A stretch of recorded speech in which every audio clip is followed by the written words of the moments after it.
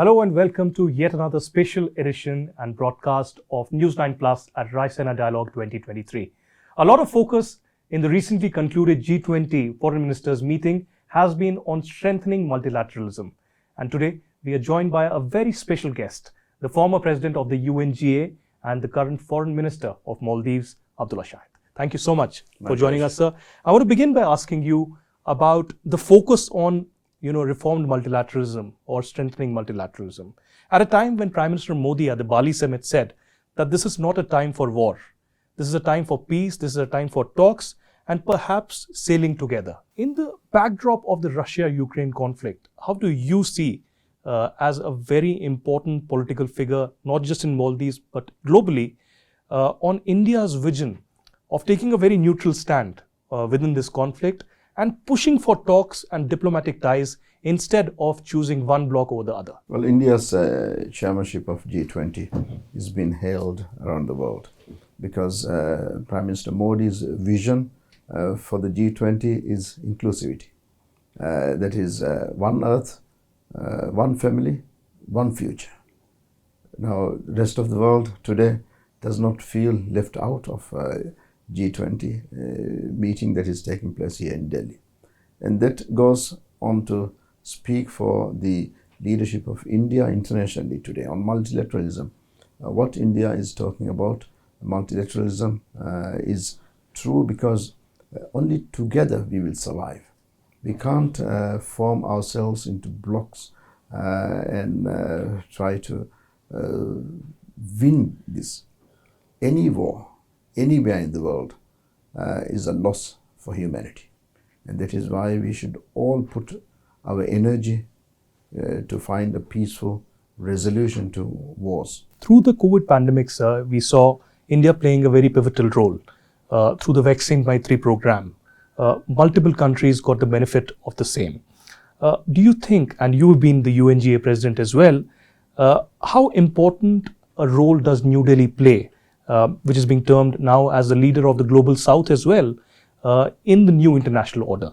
How has India's role emerged? As the president of the General Assembly, I traveled to many parts of the world, many countries. And everywhere I traveled, the leaders shared with me the story of India reaching out to them at a very difficult time in history by the provision of Vaccine Maitri. So India is not only caring about the immediate neighborhood, but also with the rest of the world. And I think India's generosity and humanitarian reach out to the world is being praised. Most recently, in the aftermath of the earthquake in Turkey, the rescue operations were assisted by specialists from India. Which clearly showcases the reaching out that Indian people and government is taking up today. But you've been a leading voice in the UN. Do you feel that if we speak about UN, shifting focus from India, it's time that the UN reforms were in order, particularly on terrorism, for something in an immediate neighborhood, but also at the UNSC, where it is felt that UNSC is almost dysfunctional? Is it time that India should be a part of the UNSC? Well, today I can speak very clearly on our national position on India's presence at the Security Council. We have always supported India to be in the Security Council. Maldives views that India, Japan, Germany and Brazil should be in the Security Council. So should the African continent be represented. The historical injustice that has been done to the African continent by its absence in the Security Council needs to be rectified early on, because the world today is not the world we saw in 1945 when the United Nations was founded. And we need the Security Council to reflect the current geopolitical realities of the world. And that is why Security Council reform is essential. But also what we have to appreciate is that for the last 77 years, the United Nations has survived. There were instances when the United Nations could have gone on the road of the League of Nations. But we have survived. During my presidency of the General Assembly, we saw the Security Council completely become dysfunctional. At the beginning of the war, you would recall that we had an impasse where the entire credibility of the United Nations and multilateralism was questioned. But then the Charter of the United Nations provides for that instance. And as a result, the powers of the Security Council could be transferred to the General Assembly under the emergency special session, which the Security Council resolved to request the General Assembly to convene. And that is how the General Assembly convened in emergency special session. As a result, we saw the United Nations survive. The sovereign equality of nations could be seen when we convene the General Assembly. No one can veto a resolution. Everyone has an equal voice. And when the resolution was put to a vote at the General Assembly emergency special session, 141 countries voted in favor. Most of them small countries. And I understand that the small countries who voted for the resolution did not vote for or against anyone. They voted for themselves. They voted for the Charter of the United Nations, because the only guarantee small countries have is the continuation and respect for the rule of law and the Charter of the United Nations. So we need urgent reform, yes, but in the absence of anything better, we should do our best to sustain and carry forward the multilateral system that we have, but put in every effort to speed up the reform work. Well, Minister, coming back to India and Maldives, we share a very robust ties, brotherly ties, in fact, and you've been constantly in touch with your counterpart here, Minister Jaishankar. And most, or should I say, the priority of the relation is also on infrastructure, the buildings or the airport or others that are being helped and assisted by India as well. How do you see India and Maldives ties, going from strength to strength? With the beginning of the President Salih's administration, you would recall Prime Minister Modi was in Mali for the inauguration of President Salih in office. And President Salih was here in Delhi 1 month to the day he was sworn into office. And since then, both leaders, the President and the Prime Minister, have been in touch, communicated frequently, continuously, and kept the relationship always under their wings. They have always made sure that External Affairs Minister Dr. Jaishankar and I are kept on our toes to make sure that the relationship progresses. And that is what has kept this moving. When we became independent, when we became graduated from LDC to middle income country, grant assistance dried up. We have to seek concessional financing or financing for development projects from the international market. India has been most generous in the last 4 years to have given us a lot of concessional loans to start new projects. And when we look at the projects that are ongoing, for example, the fresh water and sewerage projects in all the islands, when we came into office, 30% of Maldives had fresh water and sewerage. By the end of this term of President Salih, every individual island, every Maldivian would have access to fresh water and sewerage. We are building housing, we are building airports, we are building harbors, we are building bridges, and there are so many projects that are going on. Mega projects, also smaller ones, which are directly impacting Maldivians' communities. Outdoor gyms, social centers, fish factories, small fish factories, and so many things are being done under the high impact programs that are being conducted through Indian assistance. Well, Minister, there have been some elements within Maldives, should I say radicals or anti-social elements, who've been speaking against India, who've been campaigning against India. There have been posters that have been seen, graffitis that have been seen. In fact, we had an incident during the International Yoga Day as well.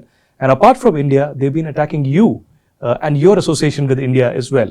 How do you see and how do you tackle with such mentality and such elements? Well, these are dying cries of a dictatorship.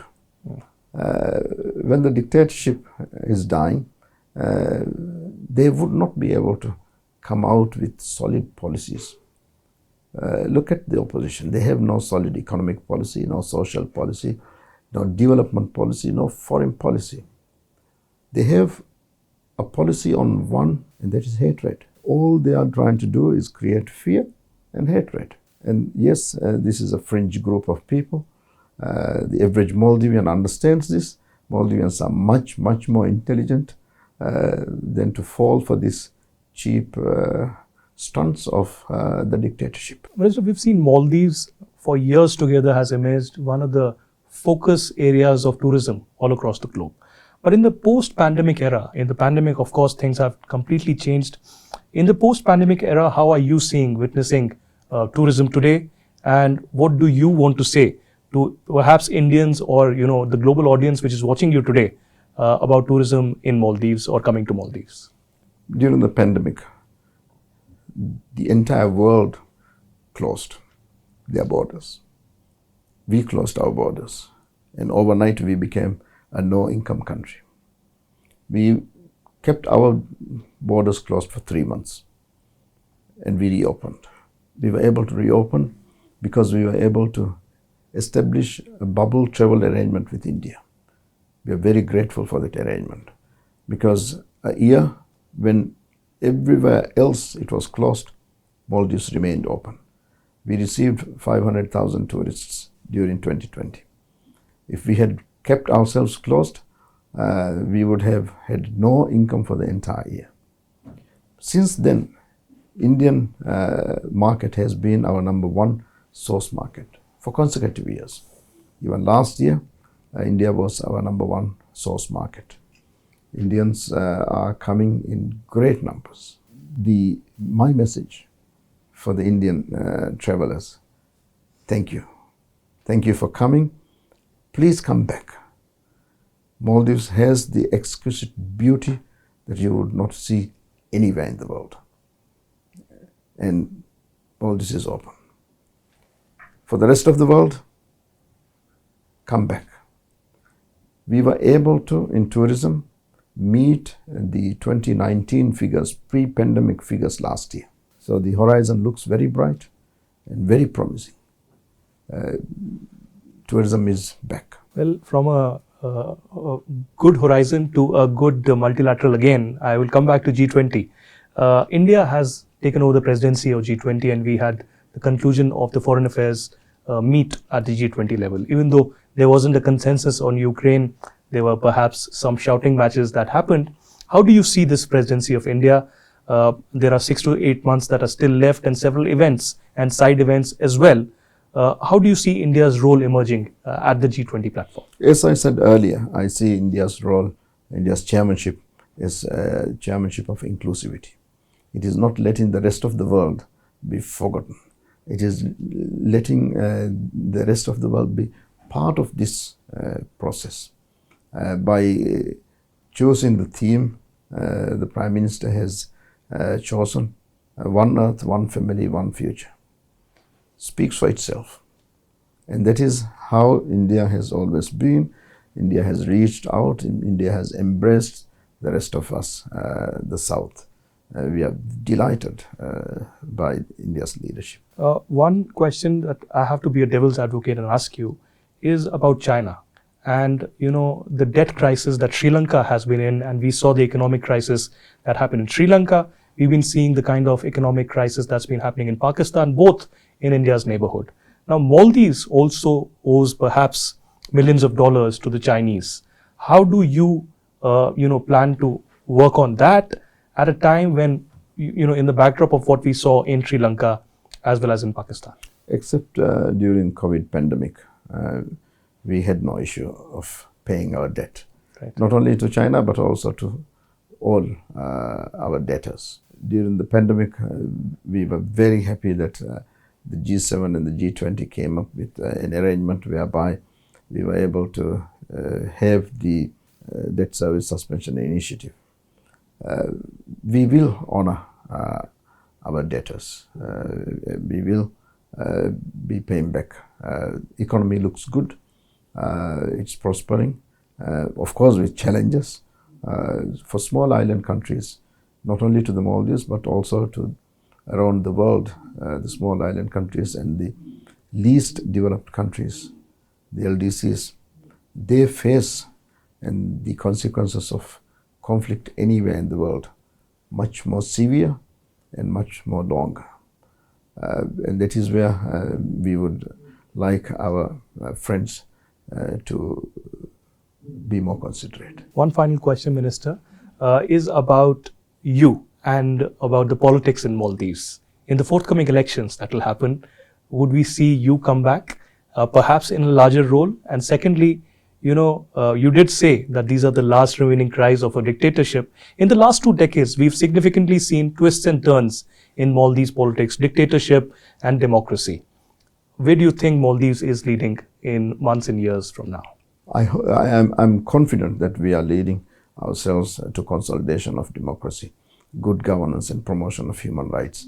And I will be happy to be able to contribute to it in whichever way I can. I'm quite happy with the way that I have been able to contribute in the last 4 years. And I've been in this democratic journey of the Maldives in many, many different capacities. So I'll still be around. All right. Thank you so much, Minister Shahid. It was a Thank pleasure you. having you. Thank you. Thank you.